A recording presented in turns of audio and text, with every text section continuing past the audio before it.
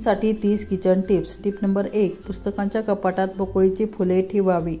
त्यामुळे कपाटात मुंग्या किंवा झुरळ होत नाहीत आणि पुस्तकांना सुद्धा छान सुगंध येतो. Tip number 2. शरीरावर कोणत्याही प्रकारचा संसर्ग किंवा इन्फेक्शन झाले असेल तर 3 ते 4 चमचे दही आंघोळीच्या पाण्यामध्ये टाकून आंघोळ केल्याने शरीरातील सर्व इन्फेक्शन दूर होते. Tip number 3. उलट्या होत असल्यास पाण्यात लवंग घालून उकळून प्यावे. याने उलट्या येणे लगेच थांबेल. Tip number 4.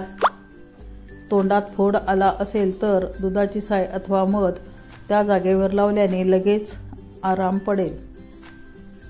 Tip number 5. मळलेले गोधडी, ब्लँकेट किंवा बेडशीट धुण्यासाठी आपला बराच वेळ जातो व त्रासही खूप होतो. अशा वेळी गरम पाण्यात थोडा कपडे धुण्याचा सोडा घालून त्या पाण्यात गोधडी, ब्लँकेट भिजत घालावेत. 15-20 मिनिटात या कपड्यांचा सर्व मळ पाण्यात उतरेल. यानंतर स्वच्छ पाण्यात हे कपडे धुवून घ्यावेत किंवा तुमच्याकडे वॉशिंग मशीन असेल तर त्यात धुतले तरी चालेल. Tip number 6. तूर डाळ शिजवत असताना त्यात थोडेसे तेल आणि 1 लसणाची पाकळी टाका. त्यामुळे तुम्हाला ॲसिडिटीचा त्रास होणार नाही. Tip number 7. बटाट्याच्या भाजीत नेहमीपेक्षा थोडे जास्त तेल घालावे. तसेच या भाजीत हिरवी मिरची चिरून घालण्याऐवजी आलं, लसूण, हिरवी मिरची आणि जिरे मिक्सरला वाटून घाला. याने भाजीची चव दुप्पट होते.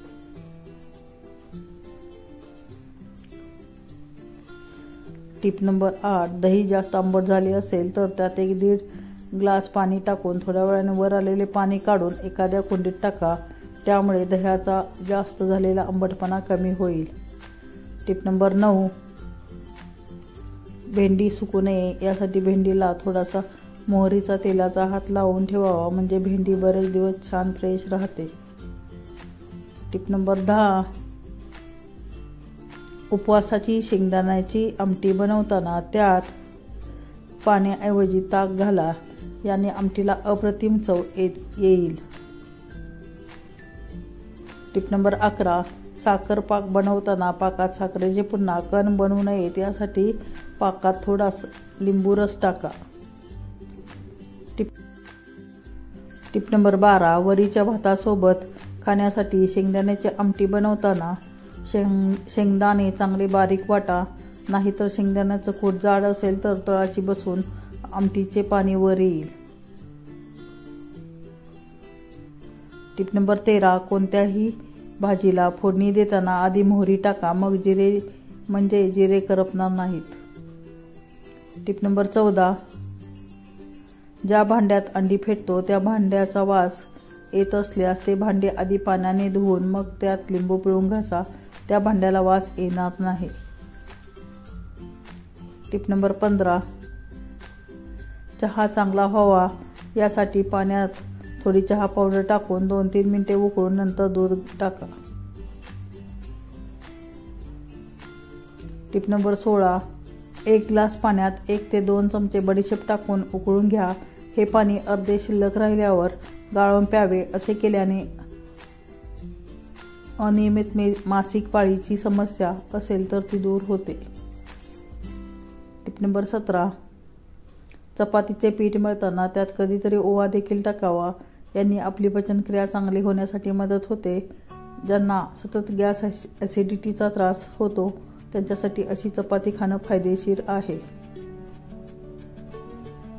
Tip number 18. जर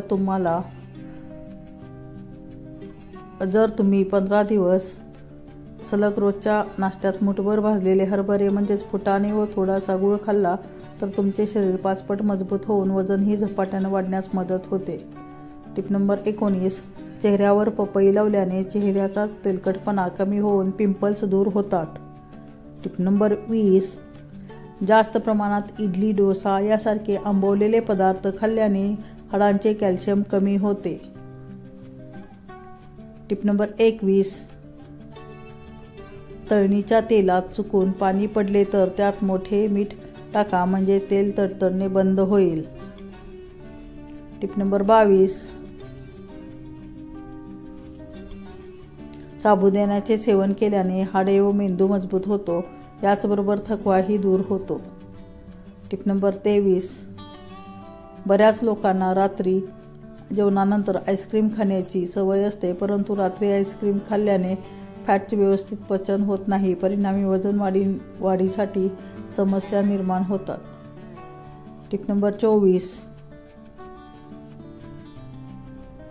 दह्यामध्ये दुधापेक्षा 15 पट जास्त कॅल्शियमचे प्रमाण असते. Tip number 25.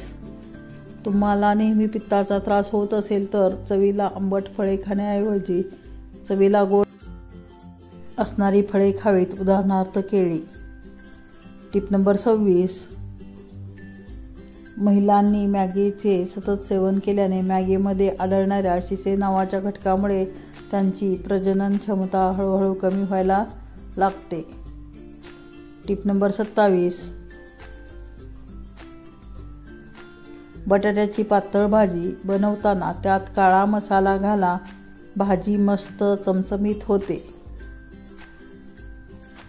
Tip number 28.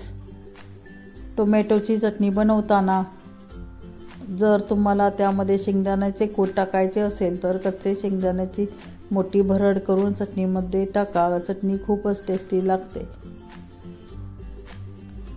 Tip number 29.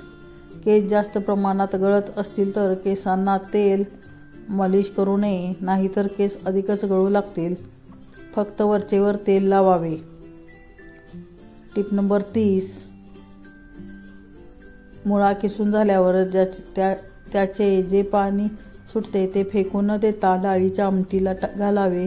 आमटीचा स्वाद आणखी वाढतो. तुम्हाला ह्या टिप्स आवडलेल्या असतील तर लाईक करा व जास्तीत जास्त शेअर करा. धन्यवाद.